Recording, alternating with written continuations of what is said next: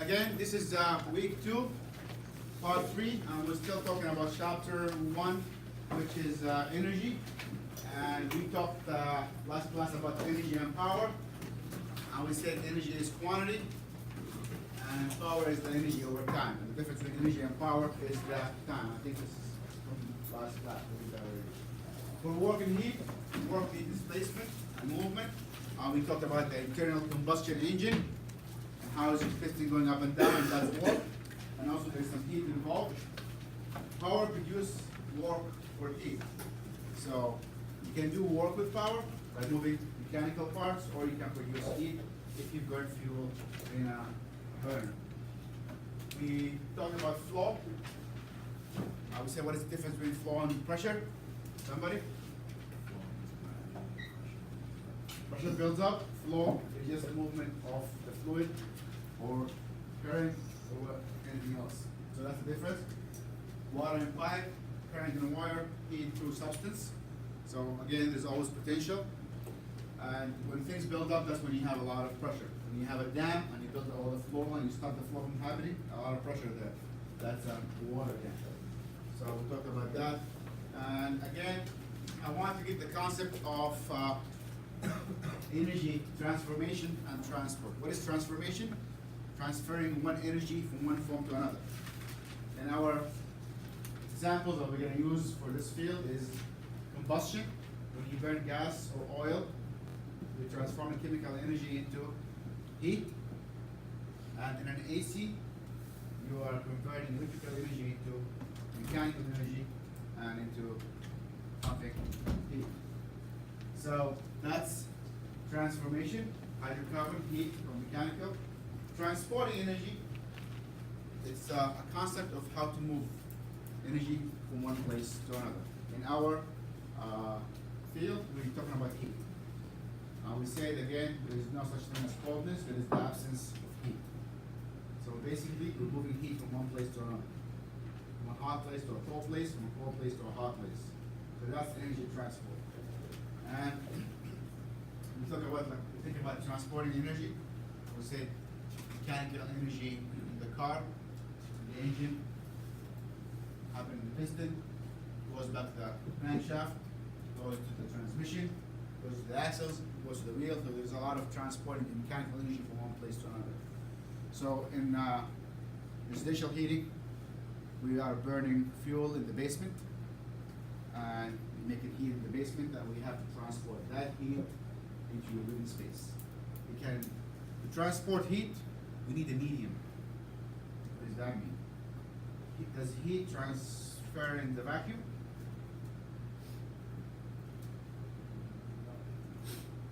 Sure.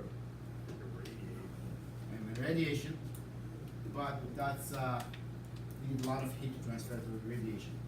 So we need a medium. Either through vacuum, we have to do radiation, or we have to use a medium, either solid or fluid. And we'll talk about the heat transformation. So the second part, we talked about energy and power. Does anybody not understand the difference between energy and power? What is the difference?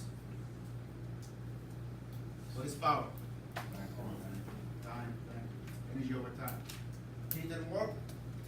Work is displacement of changing the location of something physical, and heat is actually an active power when you burn something. Pressure versus flow. So pressure is the buildup of flow. Energy transformation from chemical to heat, mechanical to electrical. Energy transport, moving heat from one place to another. And we want to talk now about the types of heat flow. So these are the new concepts that I want to touch base on in the last half an hour or so. Heat transport, how do we move heat from one place to another? Our comfort, that's the goal, right? That's why we're doing HVAC.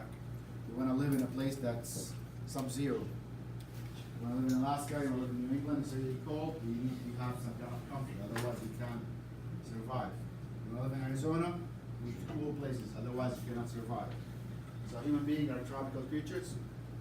So tropical climate is our most suitable place, and we create our own microclimate as we move on. So we talk about comfort, climate, temperature around us, humidity, What is the interaction between humidity and us? There's a lot to be said about that. Energy for home use. What do we use to, as form of energy for home? Combustion for heating. Currently, everybody in New England uses combustion for heating. You're actually burning fire inside your house. You just don't see it. Electric resistance heating. That's another type of having heat. Does anybody have electric heat? It's expensive. It's very expensive. It's cheap to install. It's reliable. It's efficient, but it's expensive. So you pay $1,000 for that. That's a lot. I will talk about the refrigeration cycle, which is also another mean of using electricity to pump heat from one place to another. So heat is energy. Anybody disagree? Disagree or agree? So heat is energy. When you put energy to something, it vibrates more. The electrons have more energy. That's why when you heat something over and over again, keep heating it, it glows. This is how much the energy it has. So that's adding energy. Heat is energy. Energy transport from high to low. What law is that? Second or first? Second law of thermodynamics. Energy goes from high to low. Everything wants to go to equilibrium, balance. Think about the billiard balls, pool tables. If you think of this billiard ball as a molecule, and you push it, you hit it, and it hits another ball, sometimes it does stop, and all the energy in that ball goes to the other ball. So energy is the same thing. When a hot molecule touches a cold molecule, some of the energy in that molecule transports to the other molecule. If you heat this table from one corner, over some time the other corner will get hot. And how that does happen? Because energy does transfer from through molecules. That's on a molecular level. Our electrons in each molecule vibrate, and if one molecule vibrates next to another, the other one will vibrate and conduct. And the conductivity depends on what? We'll talk about later about the amount of energy is there. Is it little? Is it too much? And the material. What kind of material is it? Does it have one electron, two electrons? Is it conductive? Is it not conductive? So that's part of it. Okay. I want to talk about the three means, and I'm going to repeat that over and over again, of heat transfer. And we will need to understand that to understand how does a boiler work, how does an AC work, why do we have a piping system, why do we have duct. So these are the three means of heat transport: convection, conduction, and radiation. Let's talk about each one of them individually. Conduction is heat transfer through solids. So the key word is solids. It has to be a solid medium. So when you heat a cooking pot, in the bottom, the entire pot gets hot via conduction. It's touching each other. It's solid. So that's easy to remember, right? Solid material, direct contact. Convection is heating through fluids.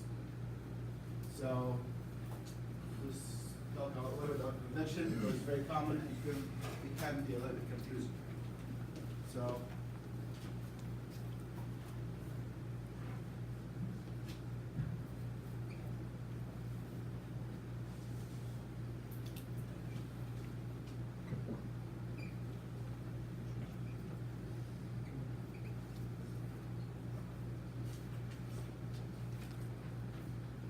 what are fluids?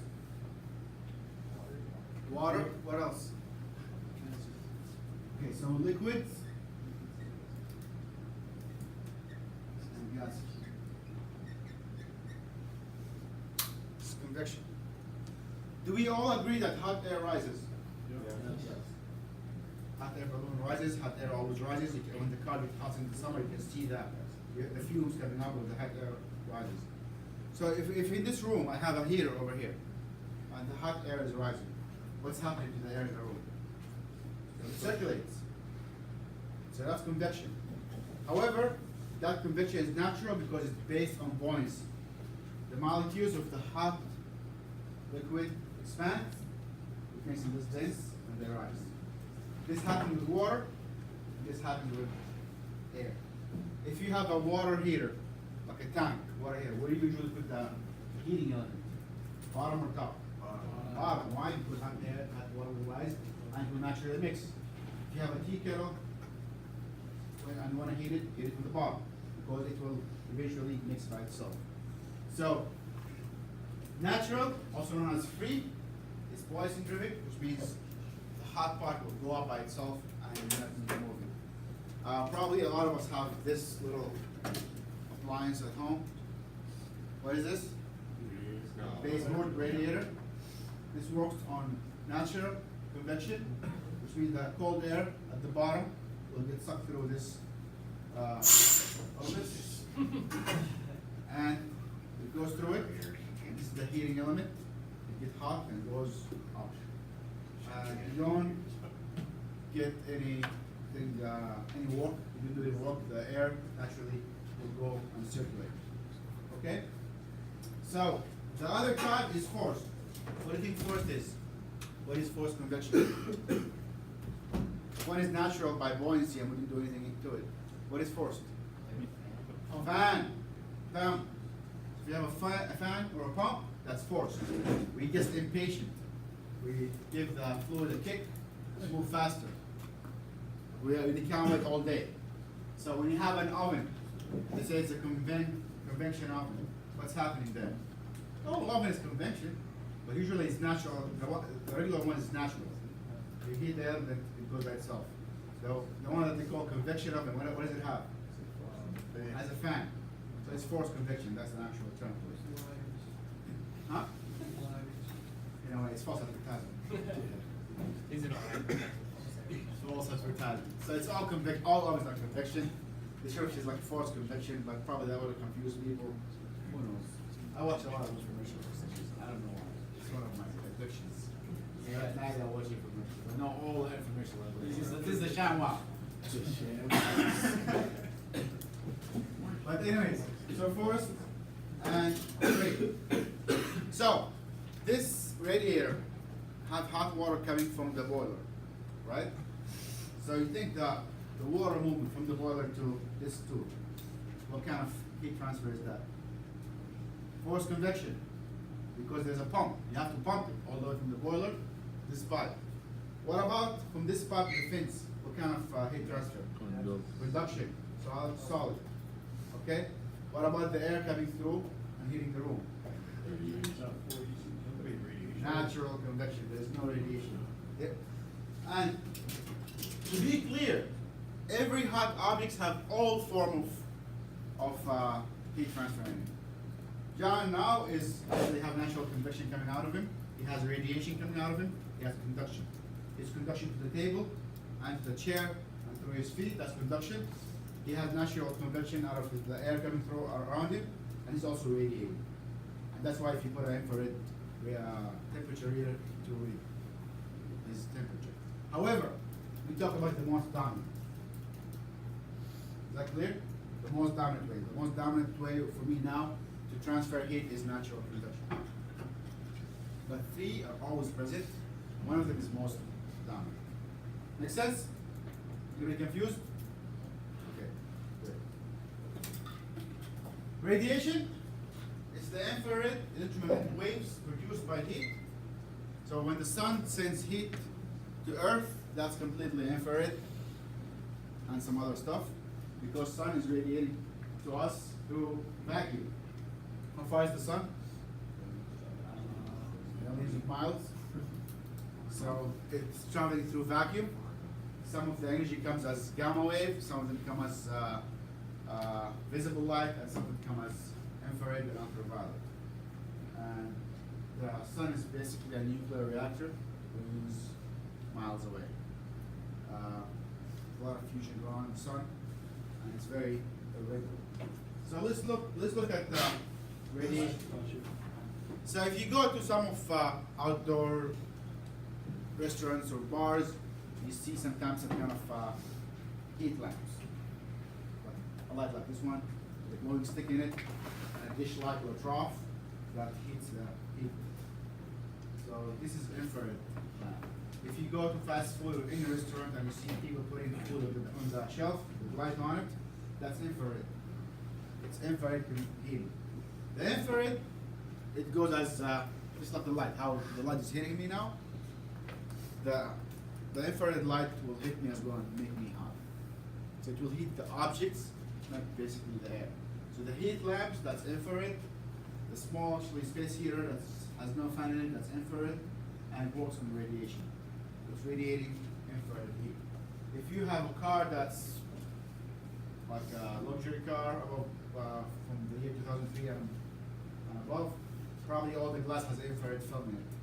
So in the sun, if it's hot, you don't feel the infrared. So if you block the infrared, you block the heat.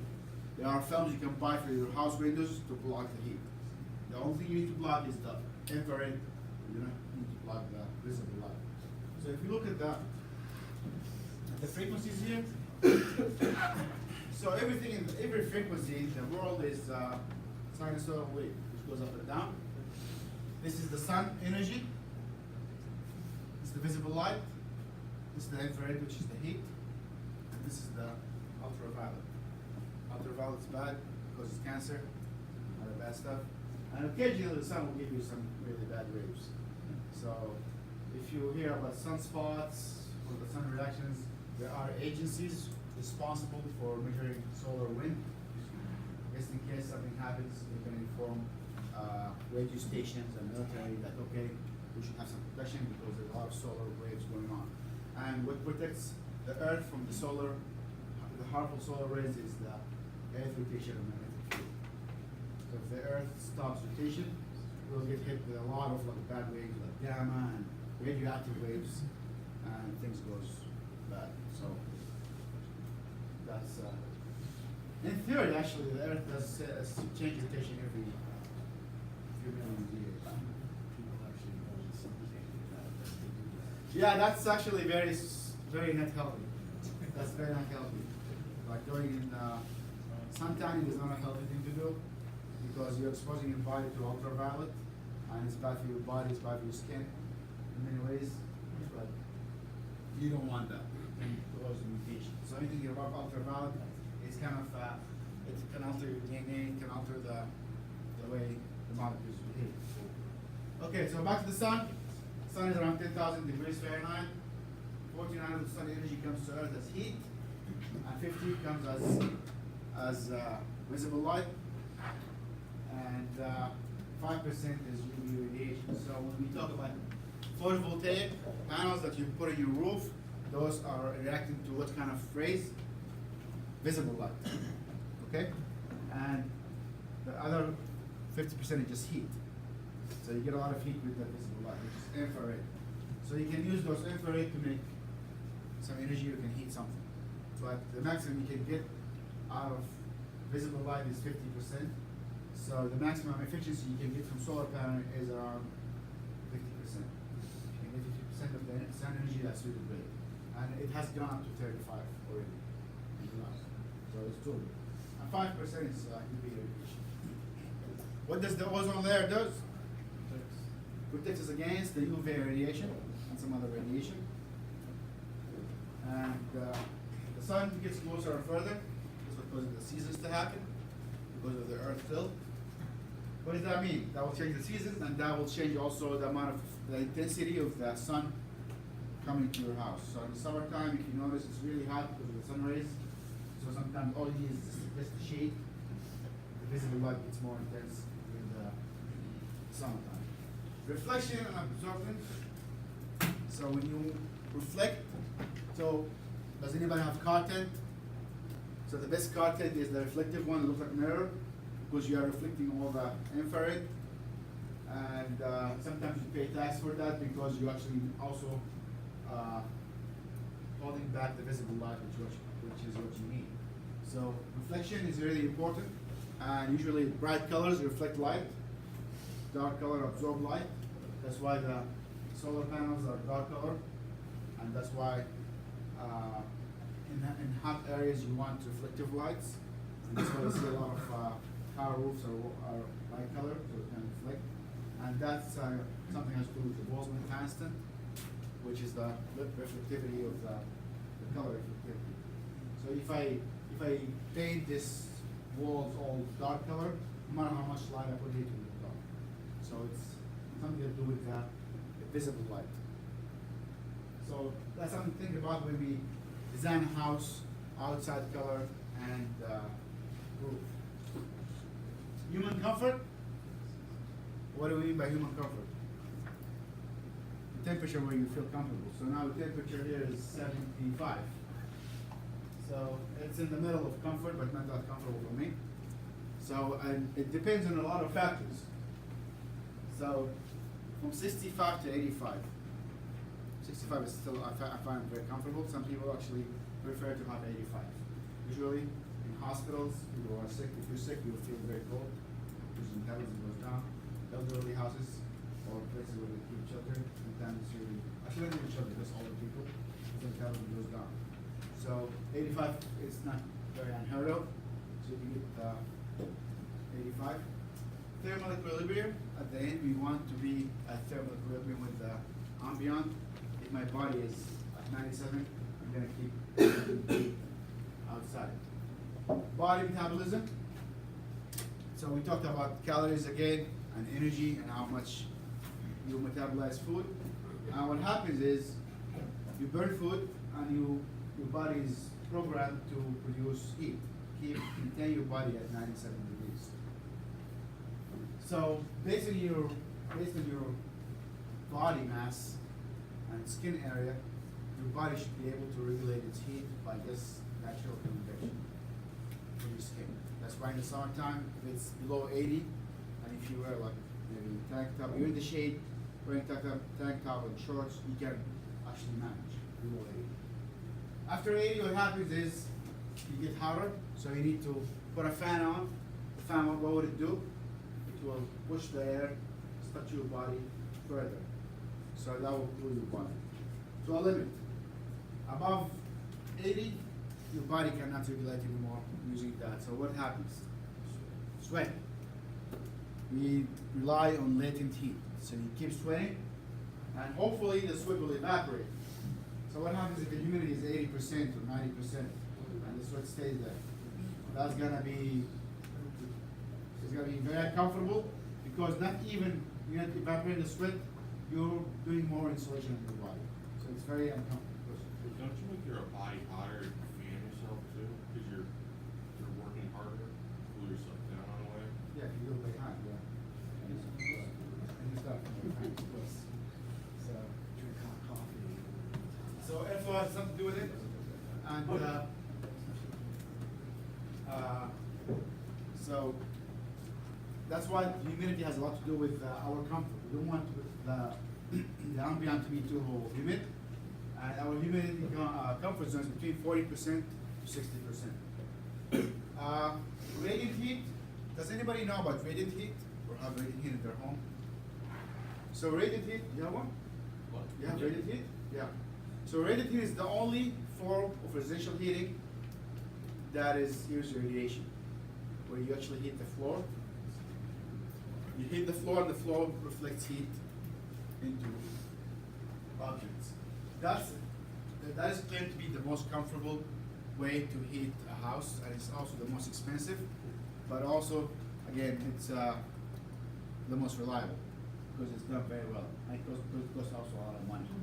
And the reason why it's the most comfortable way to heat the house is it has the best it has the best temperature profile. Best temperature profile. What does that mean? You want your feet to be cold or hot?